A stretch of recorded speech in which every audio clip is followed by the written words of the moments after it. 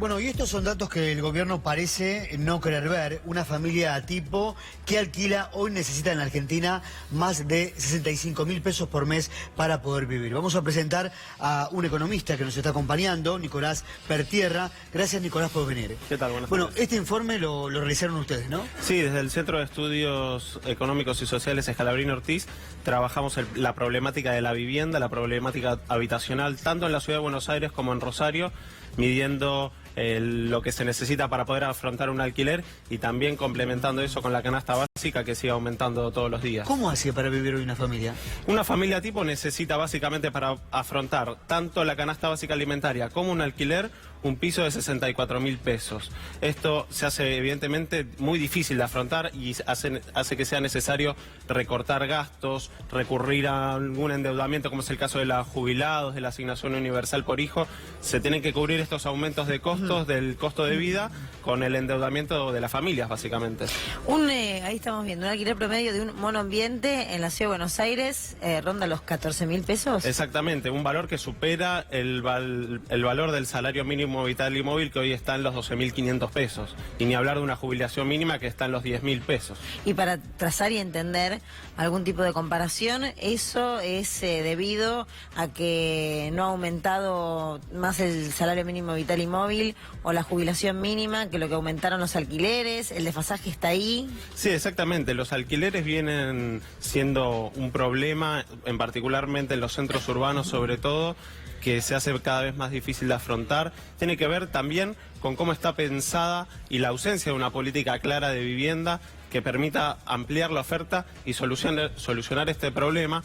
Hoy la vivienda y las construcciones que se realizan tienen que ver más con el ahorro, con tener un ahorro de la familia profesional o la empresa que para conservar su ahorro decide ponerlo en ladrillos, como se dice habitualmente, y no tanto en solucionar el problema de la gente que necesita acceder a una vivienda. Entonces se va corriendo la población desde los centros urbanos hacia la periferia, donde los alquileres por ahí son un poco más baratos. Nicolás, ¿cuántas familias cobraron el aguinaldo? Algunos trabajadores, los que tienen trabajo, y tuvieron con ese aguinaldo que pagar deudas, ¿no? ¿Cuántas familias hoy están endeudadas las tarjetas de crédito al rojo vivo? Sí, esa es la realidad. El Fondo de Garantía de Sustentabilidad, a través del ANSES, le ha dado créditos al 30% de los beneficiarios de la UH, un número que es muy importante, y esto lo que ejemplifica es la necesidad de financiar, como te decía, los aumentos que son en el transporte, en la vivienda y en los consumos básicos de alimentos.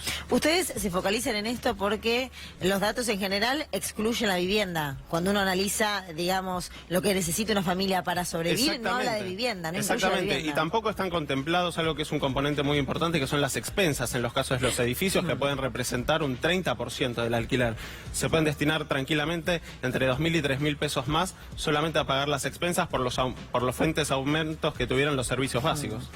A mí lo que no deja de sorprenderme es de qué manera se ha producido todo el deterioro, porque recién estábamos hablando de ingresos mínimos de 64.000 pesos para sostener una familia tipo. Para llegar a fin de mes. Estábamos hablando de valores de alquileres y yo pensaba, bueno, nosotros estamos quizás pensando en trabajadores en blanco, donde en el promedio está lejísimos de ese 64.000 pesos por mes, pero después de ahí tenés un escalonamiento hacia abajo que implica el trabajador no registrado, el jubilado. Además del jubilado que mencionábamos recién, también está el que percibe la PUAM desde este gobierno, que es el 80% de la jubilación mínima.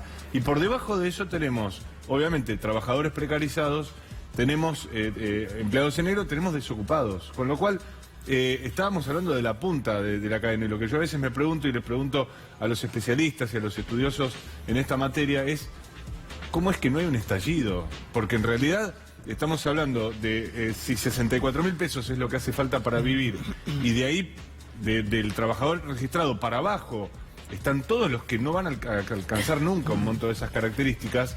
¿Qué es lo que pasa? Es decir, o hay un segmento de la población muy grande que está haciendo magia, que tiene algún tipo de poder especial de supervivencia sin plata. La deuda no se ve, pero crece día a día, y esto es importante tenerlo en cuenta.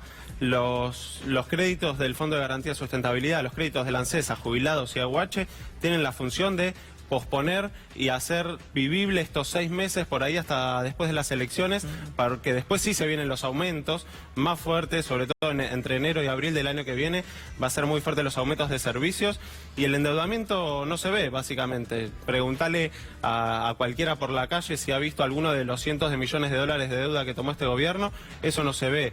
Las familias tampoco, lo ven en las tarjetas de crédito, cómo se va posponiendo el pago de un mes con tasas altísimas y se va haciendo una bola de nieve que realmente es difícil saber. Hay dónde trabajadores, termina. si hablamos de los sectores más humildes y más postergados, trabajadores que viven en la provincia, y en estos días se habló mucho del frío de la gente que vive en la calle, trabajadores muy precarios que viven en la provincia de Buenos Aires y porque no tienen dinero para gastar el transporte público, duermen en la ciudad de Buenos Aires para trabajar durante la semana y recién el fin de semana vuelven a su domicilio en provincia. Esto es lo que se ve. Sí, es muy dura la situación y lo que hace pensar la situación que vos comentás es la necesidad de un programa, de una administración, de una crisis, cualquiera sea el gobierno que venga, se va a tener que hacer cargo de una situación social muy delicada, que tiene que ver con la alimentación, que tiene que ver con el transporte y recuperar el trabajo y la producción argentina, que hoy está prácticamente parada. Hace un rato lo decían también, las empresas que funcionan al 50% de la capacidad.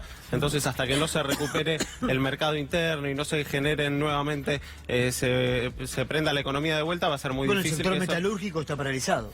El sector gráfico también, donde yo lo vivo cotidianamente, hemos tenido índices de la utilización de la capacidad instalada, con lo que se mide qué porcentaje de las máquinas están en funcionamiento, por debajo del 50%.